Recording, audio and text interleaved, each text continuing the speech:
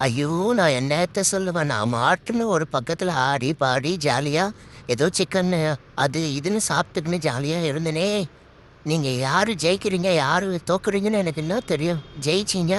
ஜெயிச்சதோட கம்முனு போ வேண்டியது தானே! அங்கங்க இந்த பட்டாசு வெடிச்சு, என் எண்ணத்த பூரா இப்படி பயமுறுத்தி வச்சுட்டீங்களே! இப்ப பாரு, நான் எப்படி ஜாலியா இருந்தவன், எங்க வந்து சந்துல பூந்துக்கினேன், எப்படி பயந்துக்கினேன், எப்படி இருக்கிறேன் பாரு! கொஞ்சமாவது மனசாட்சியோட நடந்துக்குங்கடா அப்பா! இனிமேலாவது பட்டாசு வெடிக்கிறத நிறுத்துங்கடா! அப்படி நிறுத்தலன்னு வச்சுக்கோ, இன்னைக்கு பூரா நான் இப்படிதான் இருப்பேன். அப்புறம் ஏதாவது வாய திறந்து சாபம் கீபம் குடுத்துற போறேன். யாரும் வந்து பட்டாசு வெடிக்கிறத நிறுத்துனே நிறுத்தலைன்னா நான் வந்து வேற மாதிரி ஆயிடும் என் கதை. இப்படிதான் இருப்பேன். தெரிஞ்சுக்குங்க, என் பாவத்தில் யாரும் விழாதீங்க. நானே ஒரு பாவம். புரியுதா?